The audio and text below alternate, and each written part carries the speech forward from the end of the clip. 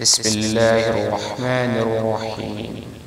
الرحمن علم القرآن خلق الإنسان علمه البيان. الشمس والقمر بحسبان والنجم والشجر يسجدان والسماء رفعها ووضع الميزان ألا تطغوا في الميزان وأقيموا الوزن بالقسط ولا تقصروا الميزان والأرض وضعها للأنام فيها فاكهة والنخل ذات الأكمام والحب ذو العصف والريحان فبأي آلاء ربكما تكذبان. خلق الإنسان من صلصال كالفخار وخلق الجان من مارج من نار فبأي آلاء ربكما تكذبان. رب المشرقين ورب المغربين فبأي آلاء ربكما تكذبان.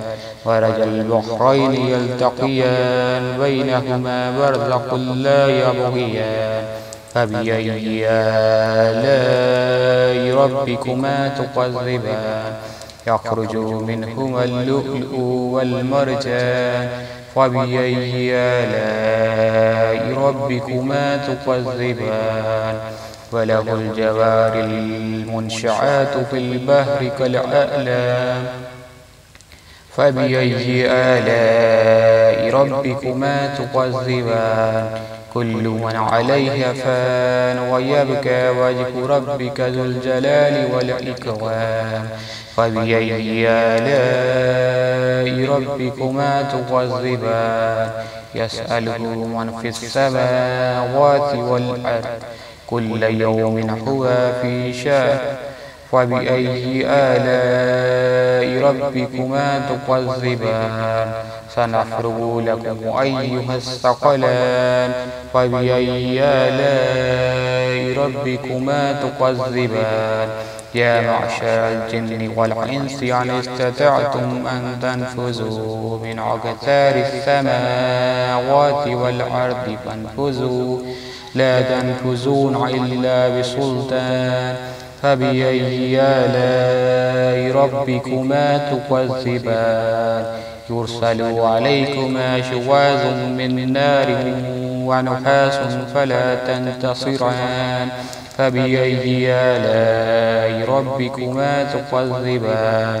وإذا انشقت السماء فكانت وردة كالدخان فبأي آلاء ربكما تكذبان. فيومئذ لا يسأل عن ذنبه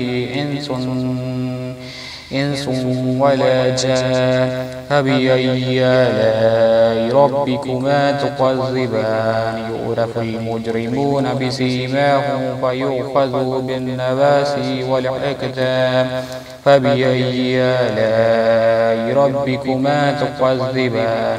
هذه جهنم التي يكذب بها المجرمون يطوفون بينها وبين حميم آن فبأي آلاء ربكما تكذبان. ولمن خاف مقام ربه جنتان فبأي آلاء ربكما تكذبان.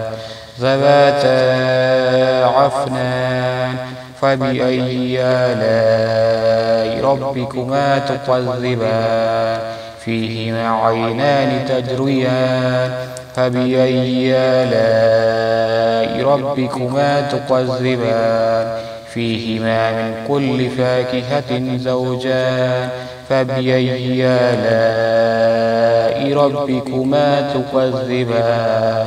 متكئين على فرش بطائنها من استبرق وجنى الجنتين دان فبأي آلاء ربكما تكذبان. فيهن قاصرات الطرف لم يطمثهن إنس قبلهم ولا جان فبأي آلاء ربكما تكذبان.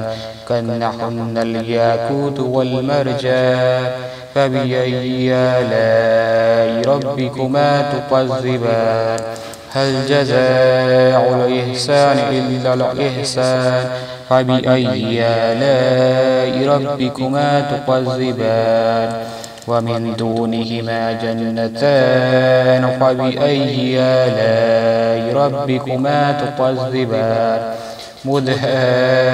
مدهامتان فبأي آلاء ربكما تكذبان فيهما عينان نضختان فبأي آلاء ربكما تكذبان فيهما فاكهة ونخل ورمان فبأي آلاء ربكما تكذبان فيهن خيرات حسان فبأي آلاء ربكما تكذبان حور مقصورات في الخيام فبأي آلاء ربكما تكذبان لم يطمثهن إنس قبلهم ولا جان فبأي آلاء ربكما تكذبان متكئين على رفرف